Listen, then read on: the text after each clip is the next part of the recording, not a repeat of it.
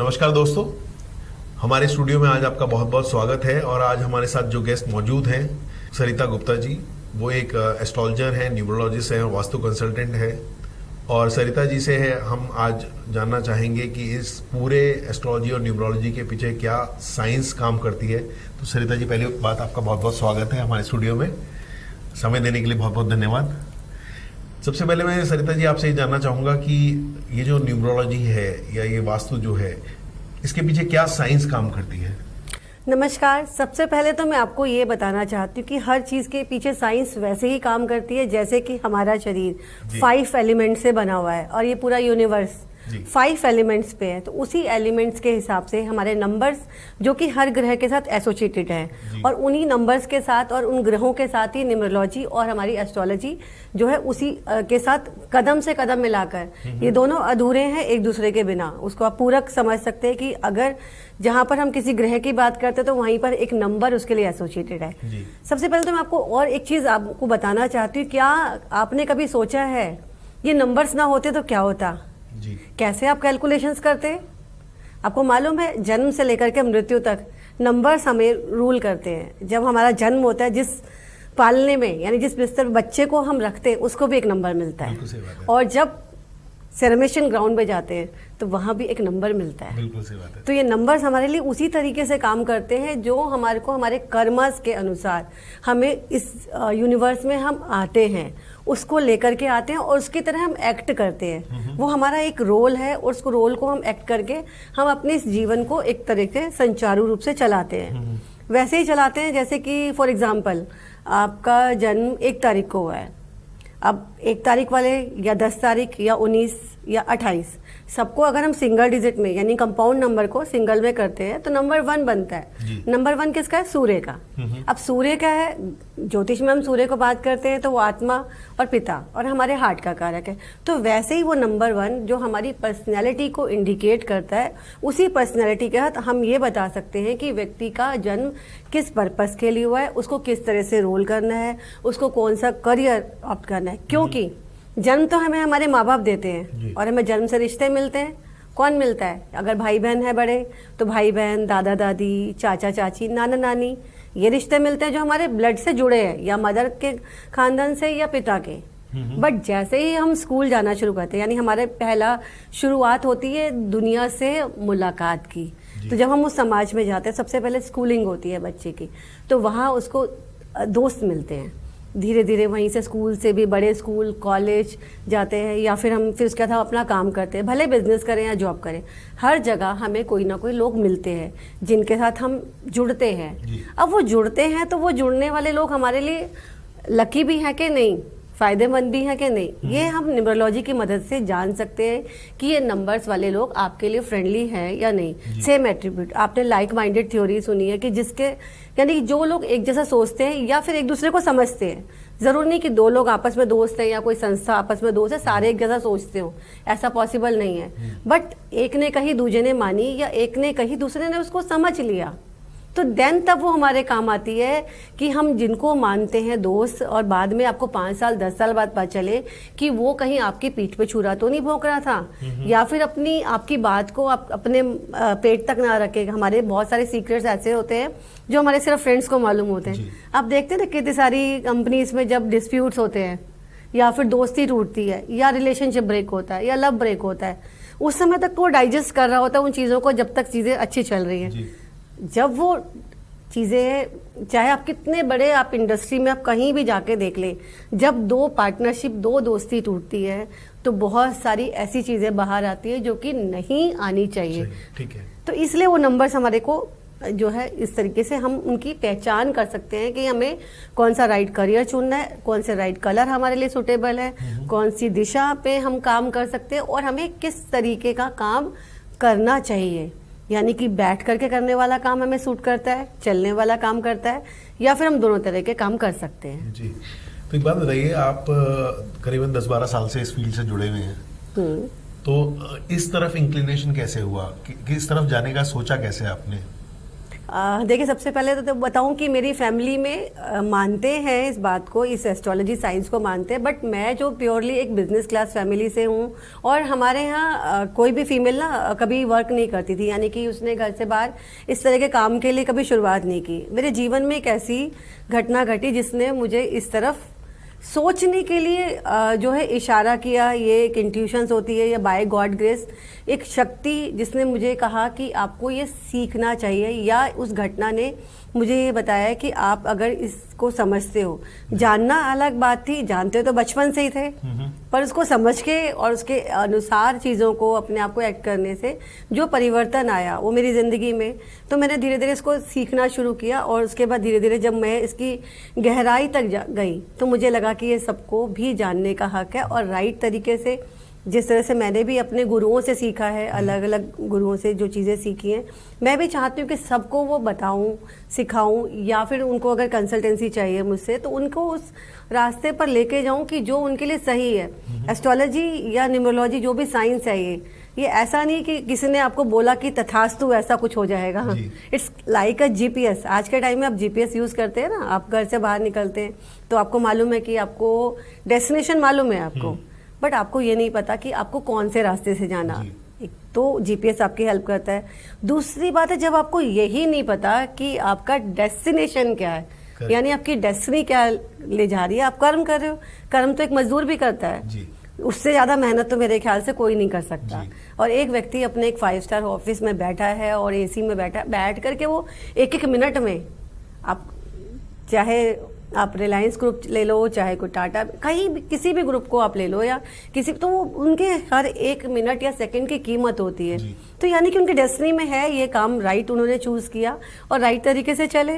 तो एस्ट्रोलॉजर आपको as a guide आपको चीज़ें आपके जो है उसमें बता सकता है कि आपके लिए नेचर ऑफ बिजनेस आपके लिए सूटेबल है। जैसे कि पहले, अगर हम आज से 15-20 साल पहले चाहे तो हर पेरेंट्स चाहते थे कि उनका बच्चा डॉक्टर बने, इंजीनियर बने, और ये तब, बट उसमें इतनी सारी बारीकियाँ है। अगर कोई बच्चा सिंगर बनना चाहता है, डांस, हर फील्ड में स्कोप भी होते हैं और हर फील्ड में उसके लिए रास्ते भी खुलते हैं, अगर वो उसके लिए सही टाइम पे सही मेहनत करे। ऐसे ही जैसे एक दीवार पे हम हथौड़ा लगाते हैं कील लगाने के लिए, पर हमें राइट पॉइंट पता होना चाहिए कब उसको हिट करना है। करेक्ट। तो ये आपको गाइडेंस मिलती है एस्ट्रोलॉजी और न्यूमरोलॉजी के साइंस से।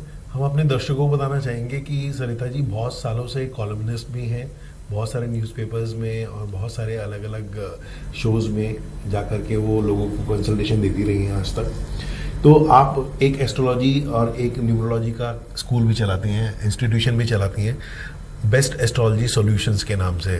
तो सरिता जी से जानना चाहूँगा, अभी तक कितने बच्चों को आप पढ़ा चुकी हैं और इसका पर्पज़ क्या है, इस नॉलेज को शेयर करने का पर्पज़ क्या था? मैं अभी तक जो है 1000+ स्टूडेंट्स को पढ़ा चुकी हूँ, यानी कि ईयरली जो मेरा ये रेशो रहता है, चाहे वो ऑफलाइन सीखे चाहे ऑनलाइन सीखे। और मेरा पर्पस जो है वो यही क्लियर है कि आप अपने कर्म को या अपने भाग्य को दोनों को खुद से पढ़ के खुद से जाने और अपने लिए डिसाइड करें। क्योंकि कई बार मेरे पास ऐसे बहुत सारे लोग आते हैं, वो अलग अलग कहते हैं ना, एस्ट्रोलॉजर न्यूमरोलॉजिस्ट के पास घूम फिर रहे होते हैं। ऐसा नहीं कि मैं ये नहीं कह रही, कोई सब अपनी तरफ से पूरी अपनी जो नॉलेज है वो बताते हैं, बट वो वैसे ही है जैसे आप डॉक्टर का प्रिस्क्रिप्शन पढ़ते हैं ना, दवाई में सॉल्ट चेक कर लेते हैं। आज के टाइम में तो इतनी टेक्नोलॉजी आ गई है, आपने फट गूगल कर लिया कि सॉल्ट क्या है, इसके क्या बेनिफिट्स हैं, राइट। ऐसा भी नहीं कि कई बार हम बहुत ज़्यादा गहराई में जाके हम अपने आप को गलत भी कर सकते हैं, बट एटलीस्ट आप जान सकते हैं कि उन्होंने आपको जो गाइडेंस दी हैं, जो गाइडलाइंस दी हैं, उन गाइडलाइंस को फॉलो करते हुए आप अपने लिए एक जो रास्ता उन्होंने बताया उस रास्ते पे आप बहुत फेथ के साथ, क्योंकि जब भी हम कोई काम करते हैं ना, बिलीव के बिना नहीं कर सकते। अगर आपको फेद है और आपको ये पता है कि उन्होंने आपको गाइड किया, तो और आपके पास आपकी प्रिस्क्रिप्शन यानी निम्रोस्कोप या हॉरोस्कोप आपके सामने आ गया, आपको पता चल गया कौन से ग्रह आपके एक्टिवेटेड है, कौन से नहीं है। जो नहीं है उनको एक्टिवेट करना है और जो ज़्यादा है उनको बैलेंस करना है। यही साइंस है जी। तो मैं जानना चाहूँगा, आप वास्तु के क्षेत्र में भी एक अच्छा खासा कंसल्टेशन दे रही हैं। वास्तु कितना इम्पोर्टेंट है और वर्क प्लेस के हिसाब से, घर के हिसाब से, और क्या कुछ कंट्रोल किया जा सकता है वास्तु से? वास्तु उसी तरह से इम्पोर्टेंट है जिस तरह से हम एस्ट्रोलॉजी न्यूमरोलॉजी की बात करते हैं।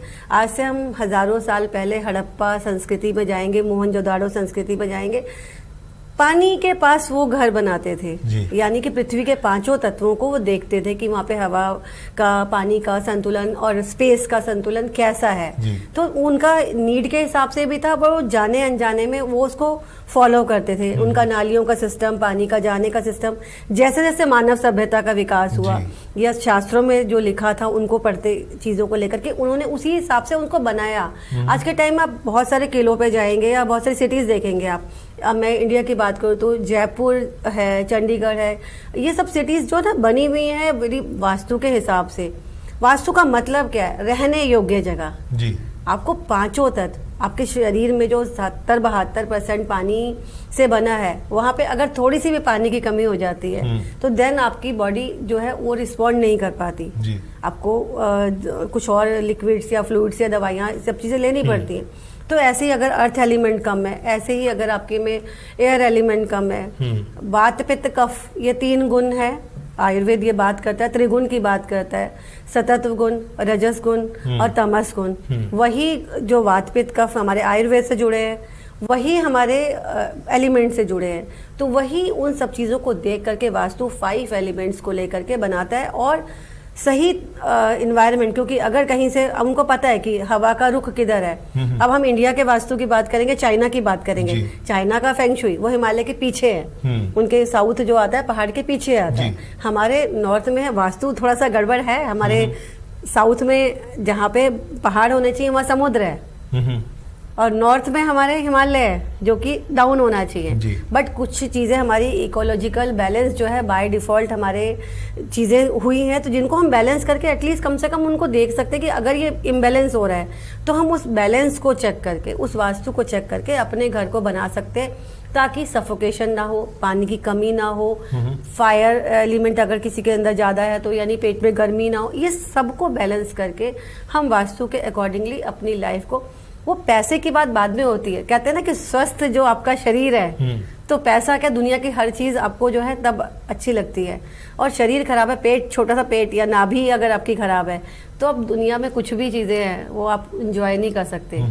तो उसी तरह से वास्तु को जो हम एक एलिमेंट के साथ में और ब्रह्मांडीय शक्ति के अनुसार, नाभिक ऊर्जा के अनुसार उसको जब हम प्लेसमेंट करते हैं, तो वास्तु उसी तरह से हमारे जालीदार या हवादार खिड़कियों की बात करता है। कॉम्पैक्ट डब्बे वाले घर जो पीछे कुछ टाइम से बन रहे हैं, उन लोगों ने फिर समझा। अब जितनी भी बड़ी सोसाइटीज़ हैं, आप 5 स्टार होटल्स में देखो या बड़ी जितनी भी बन रही है, सब में आप देखोगे कि बीच में ऊपर जो है स्पेस जो उन्होंने दिया हुआ है, ट्रांसपेरेंट स्पेस दिया हुआ है, कहीं ना कहीं से वेंटिलेशन दिया है, जो कि पहले वाले होटल ऐसे बंद थे।